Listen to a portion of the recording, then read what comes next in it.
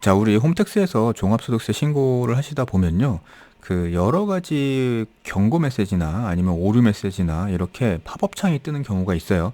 근데 이제 실제로 신고를 하다가 그런 메시지들을 보게 되면 가끔은 어떻게 해야 될지가 헷갈릴 때가 있거든요. 그래서 홈택스에서 종합소득세 신고할 때 이렇게 자주 뜨는 경고 메시지, 오류 메시지들에 대해서 조금 몇 가지만 알아보고 갈게요. 첫 번째, 가장 많이 뜨는 팝업창이 이거죠. 화면을 작성하지 않고 넘어갈 거냐, 아니면 여기서 남아가지고 작성을 할 거냐, 이런 거 물어보는 팝업창이 계속 뜨거든요.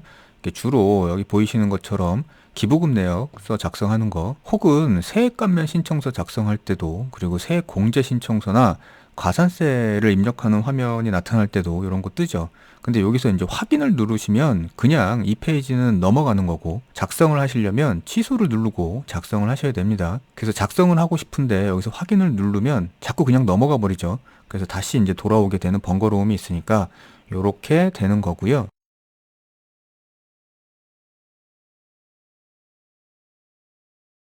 그 다음에 이거 많이 뜨시는 분들이 있어요. 그러니까 뭐 표준세액 공제에 관련한 건데, 이거는 누차 제가 영상에서도 말씀을 드리지만, 표준세액 공제하고 그 다음에 여기서는 특별세액 공제인데 특별소득공제, 특별세액공제, 월세세액 공제 이런 것들이 있으신 분들은 그런 것들하고 비교해서 큰 금액만 공제가 가능한 겁니다.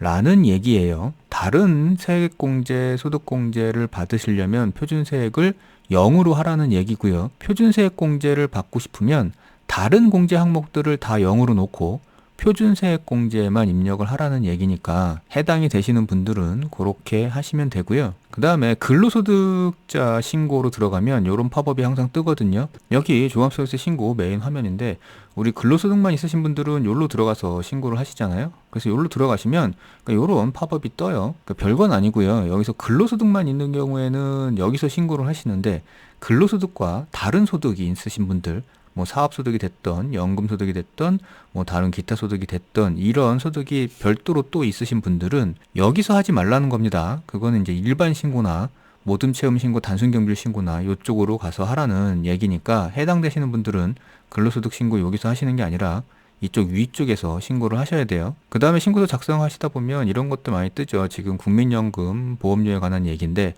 이렇게 공적연금 보험료로 납입한 연금보험료에 대해서 소득공제를 가장 후순위로 받으라는 얘기예요. 왜냐하면 여기서 연금 관련 소득공제를 받아버리면 나중에 연금 수령 시에 과세 대상이고요. 여기서 소득공제를 안 받으면 나중에 과세 대상이 안 되니까 가장 후순위로 입력을 하시라는 경고창이고요. 그 다음에 이제 요런 메시지도 뜨죠. 요건 이제 근로소득과 다른 사업소득이 같이 있으신 분들에 해당되는 건데, 요거는 뭐냐 하면 보험료나 의료비나 교육비, 월세액 등 요런 것들은 근로소득자만 받을 수 있는 세액 공제잖아요. 그래서 근로소득과 사업소득이 같이 있으면 근로소득에서만 받으란 얘기입니다. 예를 들어서 근로소득과 사업소득이 같이 있어서 세금 계산을 했더니 산출세액이 뭐 10만 원이 나왔는데, 그 중에 예를 들어 근로소득에서 발생한 게 5만 원이고 사업소득에서 발생한 게 5만 원이라 그러면, 근로소득자이기 때문에 받을 수 있는 세액 공제 항목들 있죠. 좀 전에 보셨던 거.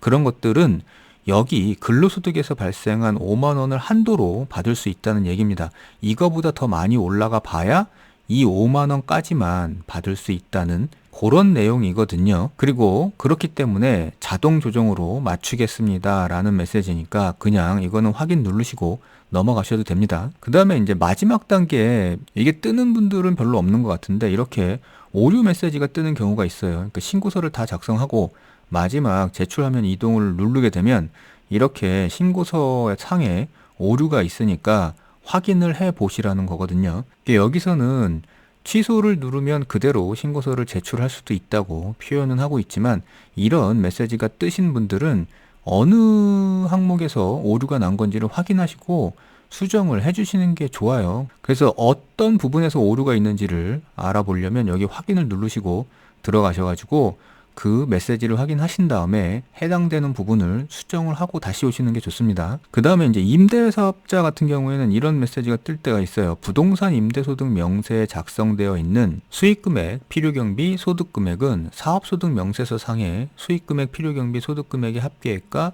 금액이 같거나 작아야 합니다라는 건데요. 이게 어디서 뜨냐 하면 임대사업 신고를 해보신 분들은 아시겠지만 이게 지금 뭐 소득, 그러니까 사업소득을 확정짓고 넘어오면 부동산 임대소득 명세를 작성하게 돼 있어요.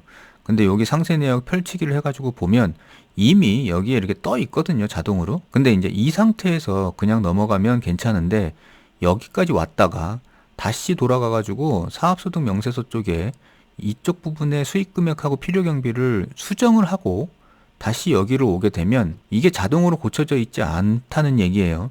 그래서 여기서 이제 수정으로 직접 수정을 해줘야 되는데 그걸 이제 안 하고 넘어가게 되면 요런 메시지가 뜨는 겁니다.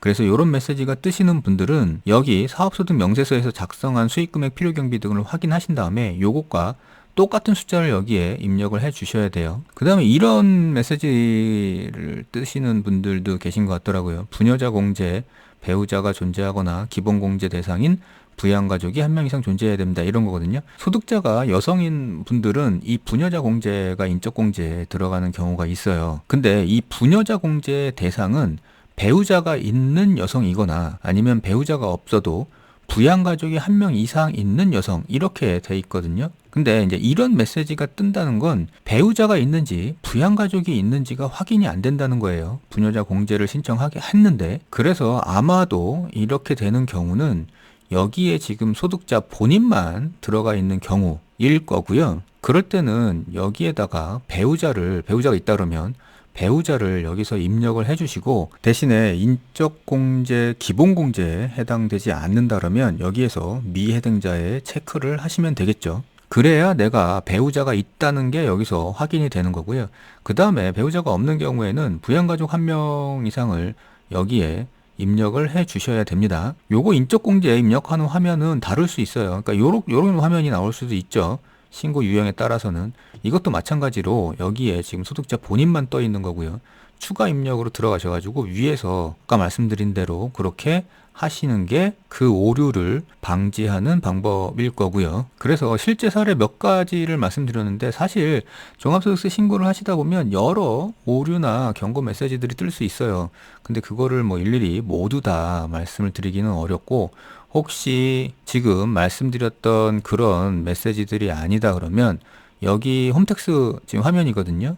이 중에 여기 상담 불복 고충 이쪽 탭에 들어가시면 가장 먼저는 지금 자주 묻는 상담 사례에서 한번 본인이 해당되시는 케이스가 있는지 조회를 한번 해보시고요. 없다 그러면 인터넷 상담하기에 들어가셔가지고 문의를 한번 해보시는 게 정확할 겁니다.